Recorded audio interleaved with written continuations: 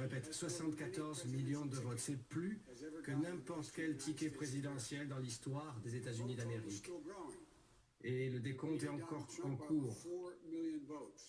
Nous sommes au-dessus de Trump de 4 millions de votes. Une marge qui progresse encore. Encore un exemple de la façon dont nous avons travaillé sur l'ensemble de l'Amérique. Et je serai le premier démocrate à gagner en 24 ans en Arizona. Nous serons les premiers démocrates à gagner la Géorgie en 28 années. Et nous avons reconstruit le mur bleu au milieu du pays qui était tombé il y a 4 ans. La Pennsylvanie, le Michigan, le Wisconsin, le cœur même de cette nation. Je sais que les annonces à la télévision sont très lentes, certes, mais il ne faut pas oublier. Les projections ne sont pas que des chiffres, ce sont des électeurs, des hommes et des femmes qui ont exercé leur droit fondamental d'avoir leur voix entendue. Et ce nombre record d'Américains de toute race, de toute religion, de toutes origines, ont choisi de changer, ont choisi le changement. Ils nous ont donné un mandat pour l'action sur le Covid, l'économie, le changement climatique, les crises systémiques.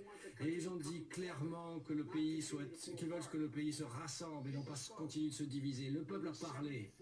74 millions d'Américains ont crié haut et fort pour nous, pour notre ticket. Alors nous attendons les résultats définitifs et nous attendons de pouvoir nous mettre au travail.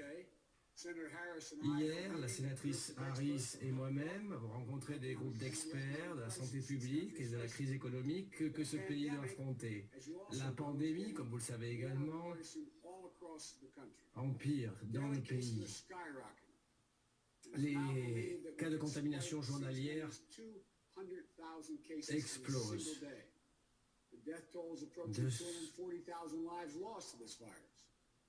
445 000 décès déjà.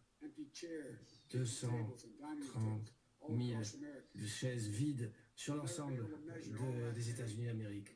On se rend compte de cette peine, de ces pertes, des souffrances que ces familles ont à endurer. Et je sais bien ce que l'on ressent quand on perd un proche. Et je veux leur dire que nous sommes avec vous de tout cœur. Et je veux que chacun sache que dès le premier jour, nous allons mettre en œuvre tout ce qu'il faut pour contrôler ce virus. On ne peut pas revenir sur les vies perdues, mais on peut en sauver beaucoup, beaucoup à l'avenir. La sénatrice Harris et moi-même avons également constaté hier que, au-delà de la crise sanitaire, il y a également une difficulté économique. Beaucoup souffrent, ne peuvent pas travailler. Donc nous allons mettre en œuvre un plan économique pour une reprise forte. Nous savons qu'il y a beaucoup de tensions. La campagne a été difficile, mais il faut se souvenir que nous devons garder notre calme, rester patient, laisser le processus suivre son cours et le décompte de toutes les voix. Et nous progressons. Nous savons dans notre pays, la démocratie fonctionne. Votre vote sera décompté. Je ne sais pas, peu importe à quel point les autres essayent de l'empêcher, mais je sais que les gens seront écoutés. Nous avancerons vers une union encore plus parfaite et nous continuons d'avancer. Nous avons des points de vue forts en Amérique, des désaccords forts, et ce n'est pas un problème. Les débats sont inévitables en démocratie, ils sont même sains. Il faut un débat vigoureux, des points de vue différents, mais il faut se souvenir que l'objet de notre politique n'est pas l'opposition. L'objet de notre politique, le travail de notre nation est de trouver des voies pour résoudre les problèmes, de dépasser les conflits, pour garantir la justice, pour donner à chacun sa chance, améliorer la vie des gens. Nous pourrons être adversaires, mais nous ne sommes pas des ennemis, nous sommes des Américains. Peu importe pour qui vous aurez voté, je suis certain d'une chose, l'immense majorité des 150 millions d'Américains qui ont voté souhaite ne plus avoir une politique au vitriol. Nous pouvons convenir d'être civilisés les uns envers les autres. Dépassons la haine.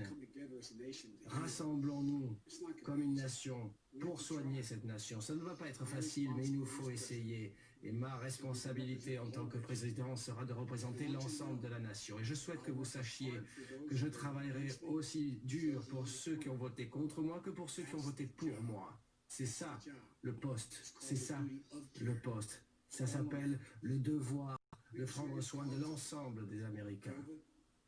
Nous avons des problèmes, le Covid, l'économique, le changement climatique, la justice sociale. Nous n'avons plus de temps à perdre avec des politiques partisanes. Et au-delà de cela, nous avons surtout une opportunité unique de construire l'avenir que nous souhaitons pour nos enfants et nos petits-enfants. J'ai dit à de nombreuses reprises que je n'ai jamais été aussi optimiste pour l'avenir de notre nation. Il n'y a aucune raison pour laquelle nous ne pourrions pas avancer dans ce 21e siècle. Il suffit de se souvenir de qui nous sommes. Nous sommes les États-Unis d'Amérique. Il n'y a jamais rien eu que nous ne soyons pas capables de faire, que nous n'ayons fait sans être ensemble.